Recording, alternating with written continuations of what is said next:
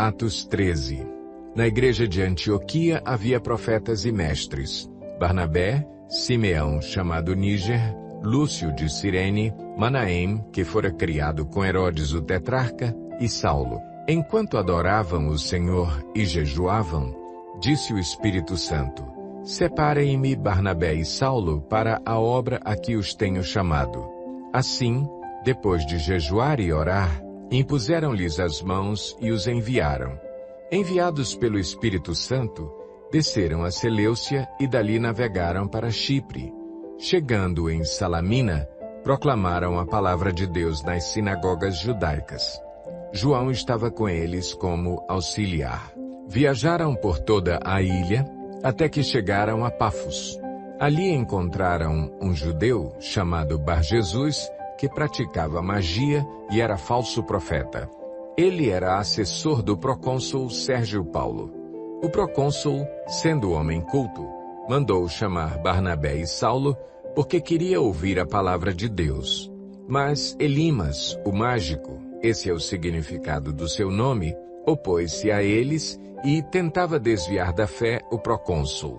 Então Saulo, também chamado Paulo, cheio do Espírito Santo, olhou firmemente para Elimas e disse: Filho do diabo e inimigo de tudo o que é justo, você está cheio de toda espécie de engano e maldade. Quando é que vai parar de perverter os retos caminhos do Senhor? Saiba agora que a mão do Senhor está contra você, e você ficará cego e incapaz de ver a luz do sol durante algum tempo. Imediatamente vieram sobre ele névoa e escuridão, e ele, tateando, procurava quem o guiasse pela mão.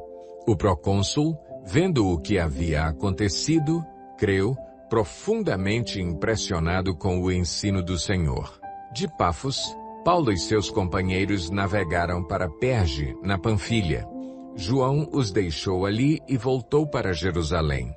De Perge, prosseguiram até Antioquia da Psídia. No sábado, entraram na sinagoga e se assentaram. Depois da leitura da lei e dos profetas, os chefes da sinagoga lhes mandaram dizer: Irmãos, se vocês têm uma mensagem de encorajamento para o povo, falem.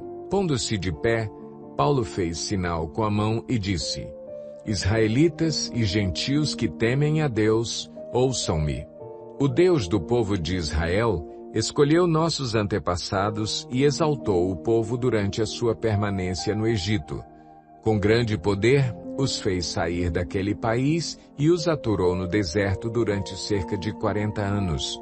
Ele destruiu 7 nações em Canaã e deu a terra delas como herança ao seu povo. Tudo isso levou cerca de 450 anos. Depois disso, ele lhes deu juízes até o tempo do profeta Samuel. Então o povo pediu um rei, e Deus lhes deu Saul, filho de Quis, da tribo de Benjamim, que reinou 40 anos.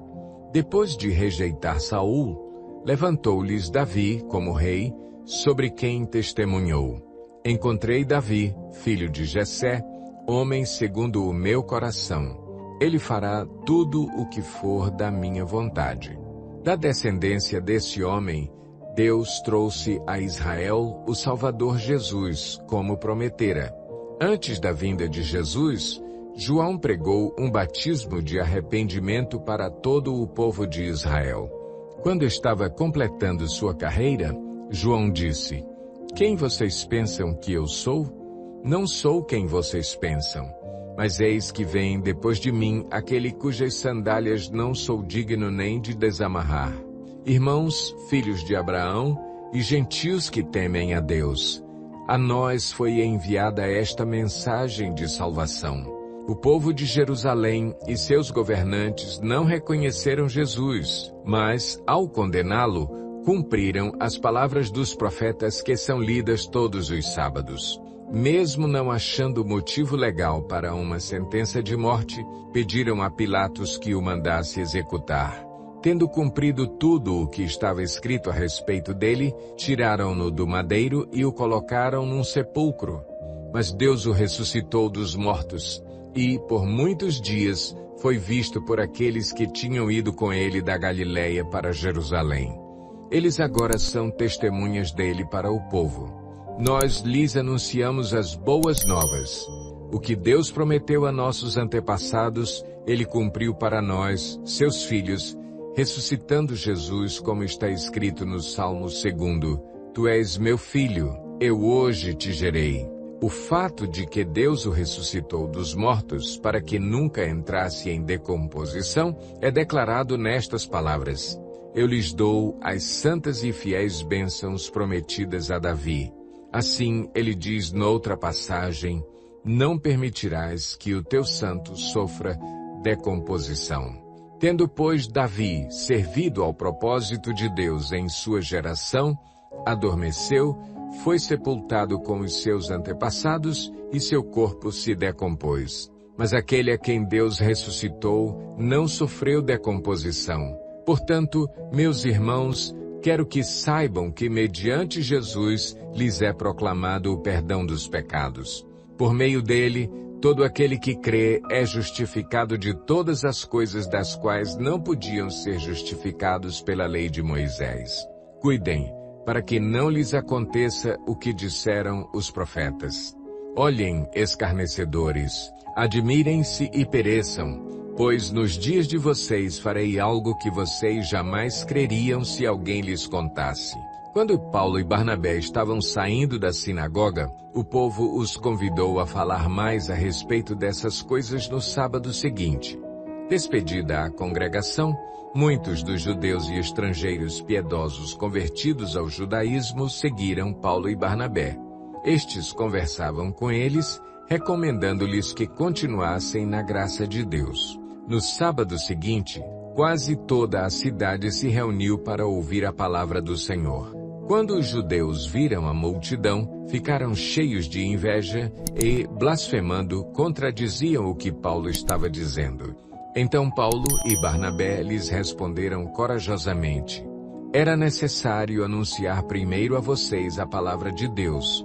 Uma vez que a rejeitam e não se julgam dignos da vida eterna, agora nos voltamos para os gentios, pois assim o Senhor nos ordenou. Eu fiz de você luz para os gentios, para que você leve a salvação até aos confins da terra.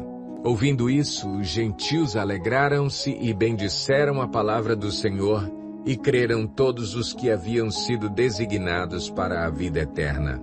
A palavra do Senhor se espalhava por toda a região. Mas os judeus incitaram as mulheres piedosas de elevada posição e os principais da cidade. E, provocando perseguição contra Paulo e Barnabé, os expulsaram do seu território. Estes sacudiram o pó dos seus pés em protesto contra eles e foram para Icônio. Os discípulos continuavam cheios de alegria e do Espírito Santo.